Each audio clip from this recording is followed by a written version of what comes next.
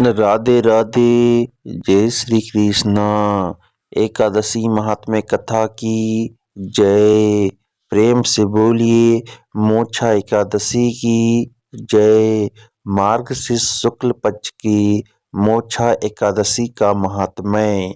मार्गशीर्ष शुक्ल पक्ष की मोक्षा एकादशी का महात्म्य। युधिष्ठिर बोले, देवे देवेश्वर, मैं पूछता हूँ, मार्गशीर्ष मास के अघन मास के शुक्ल पक्ष में जो एकादशी होती है उसका क्या नाम है, कौन सी विधि है तथा उसमें किस देवता का पूजन किया जाता है? स्वामीन, यह सब अर्थार्थ रूप से बताइए। श्री कृष्ण ने कहा, नृपश्रेष्ठ, मार्गशीर्ष मास के अघन मास की कृष्ण पक्ष में उत्पत्ति उत्पन्ना नाम की एकादशी होती है, जिसका वर्णन मैंने तुम्हारे समक्ष कर दिया है। अब शुक्ल पक्ष की एकादशी का वर्णन करूंगा, जिसके श्रवण मात्र से वाजपेय यज्ञ का फल मिलता है।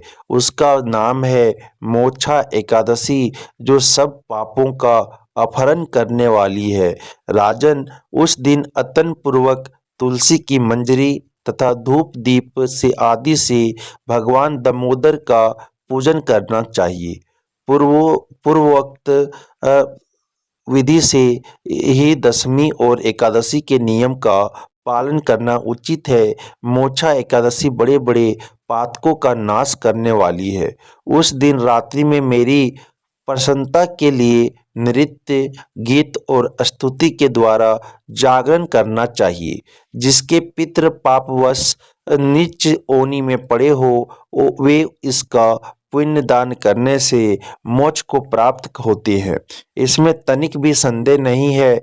पूर्व काल की बात है, वैष्णवों से विभूषित परम रमणीय चंपक नगर में वेखानस नामक राजा रहते थे। वे अपनी प्रजा का पुत्र की भांति पालन करते थे।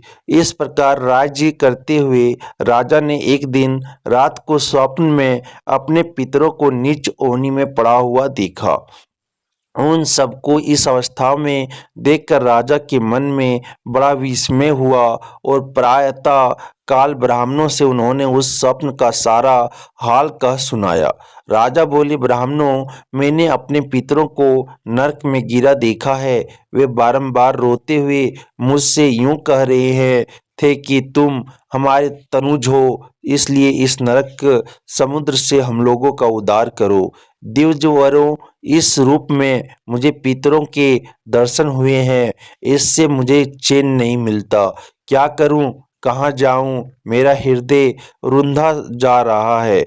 द्विजोतमो, व व्रत व तप और व योग, जिससे मेरे पूर्वज तत्काल नरक से छुटकारा पा जाएं, बताने की कृपा करें। मुझ बलवान एवं साहसी पुत्र के जीते जी मेरे माता पिता घोर नरक में पड़े हुए हैं, अतः ऐसे पुत्र से क्या लाभ है?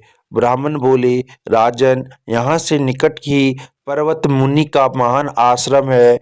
वे भूत और भविष्य के भी ज्ञाता है। नृपश्रेष्ठ, आप उन्हीं के पास चले जाइए। ब्राह्मणों की बात सुनकर महाराज वेखानस शीघ्र ही पर्वत मुनि के आश्रम पर गए और वहां उन मुनि श्रेष्ठ को देखकर उन्होंने दंडवत प्रणाम करके मुनि के चरणों का स्पर्श किया। मुनि ने भी राजा से राज्य के सातों अंगों की कुशल पूछी। राजा बोले, स्वामीन, आपकी कृपा से मेरे राज्य के सातों अंग सकुशल है, किंतु मैंने स्वप्न में देखा है कि मेरे पितृ नरक में पड़े हैं। अतः बताइए, किस पुण्य के प्रभाव से उनका वहां से छुटकारा होगा?